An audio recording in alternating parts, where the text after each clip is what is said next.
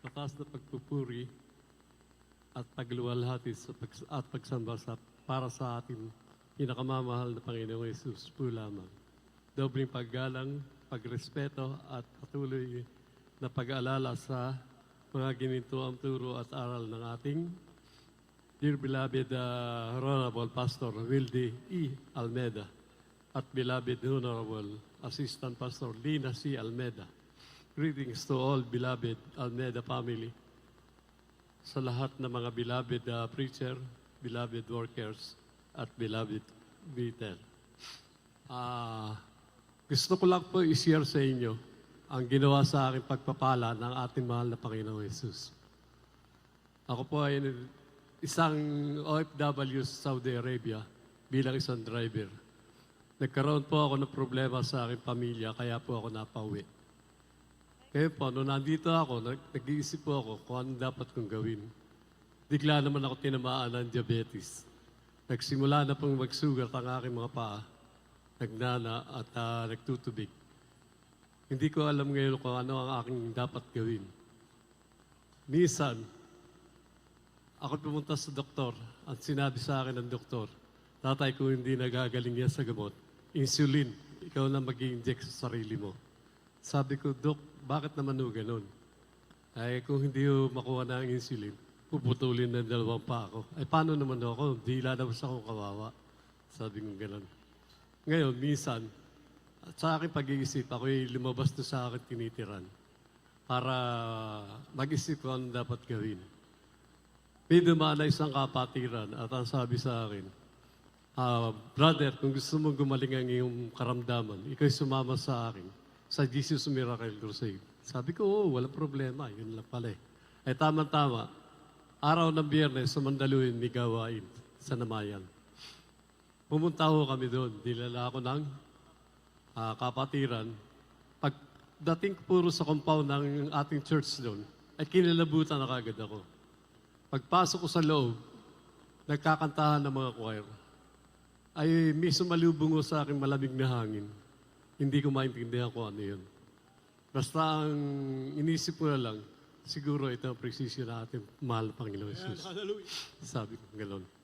Ngayon, may isang preacher na sinabi sa akin, brother, bago ka umuwi, magpa-water baptist ka sa pangalan ng ating mahal na Panginoon Jesus. Oo, sabi ko, susundin ko yan. Noong ako'y mabaptist sa tubig, ay ang dami kong iniisip at kung ano-ano ang mapasok sa isip ko. Pero bakit nung ako'y ilubog at ako'y ilutang, ay nawala lahat yun, pag-iisip ko. Nagliwanag ang aking isipan.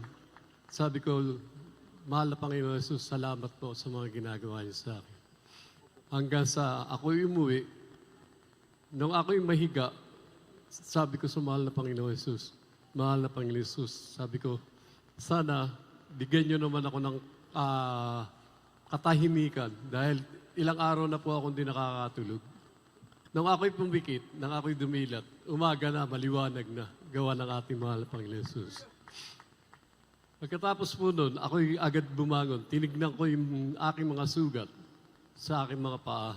Tinanggal ko yung balot. Nakita ko na natutuyo na ang tubig at nananito.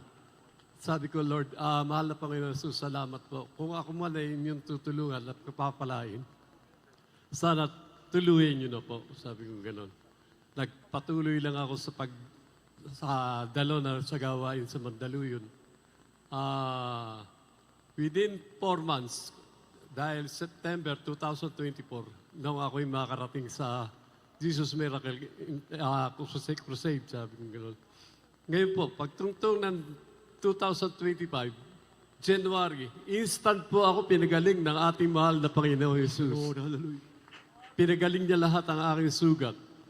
Kaya sobra-sobra akong pagpupuri at pagsamba sa ating mahal na Panginoon Jesus. Hanggang sa ngayon, eto po, kung gusto niyo, ipakikita ko sa inyo ang katunayan na pinagaling po ang aking sugat. Praise the Lord. Beloved, kuya, palabas po para makita ng mga beloved brethren. Hallelujah.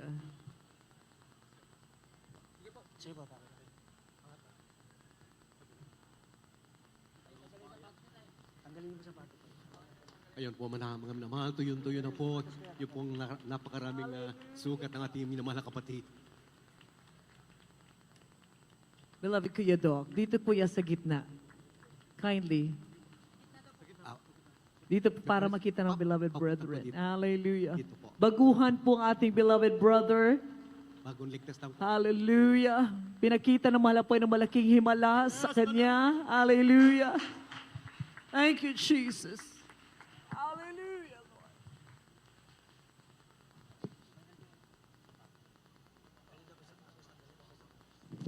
Ayan po mga minamahal, na ayon po sa mga espesyalista na dapat po yung puputulin po talaga, mga minamahal, yung po nga kasiguruhan ng diagnosis at treatment, the final treatment po ng mga doktor, subalit sa himala ng mahal na Panginoon. Amen? Sapagkat tayo po nasa buong katotohanan sa mga unang panalangin po, dakilang sakripisyo, dearly beloved, honor, praise the Lord, also the praise of the beloved family po, narito na po, pinagilangan ng mahal po. Amen? At tuyo po at nakakalakad po ng talaga pong isa na pong normal na tao. Libre po, wala pong bayad ng kagilingan sa Jesus Miracle Crusade. Glory to God! Napakadakila po ng ating pong mahal na Panginoon. Salamat ang walang hanggan sa ating pong pinakamahal na Panginoon. God bless you po mga kapatid. Sila po baguhan pa lamang po mga minamahal, ilang buwan pa lamang po sila. Subalit sila po nagpapatotoo sa mga kabutihan at dakilang mga kabagbalang kagilag-gilalas na gawa na makapagan ng kamay ng ating mahal po. Tangis sa ating dakilang Diyos lamang po sa ating mahal pang Jesus ang lahat ng kapurihan at pagpapasalamat. Palakpakan po natin ng mahal, magpasalamat po ang lahat ng pinagpalang Kristyano sa mahal po. Lahat ng pinagpalang magsabi, Praise the Lord!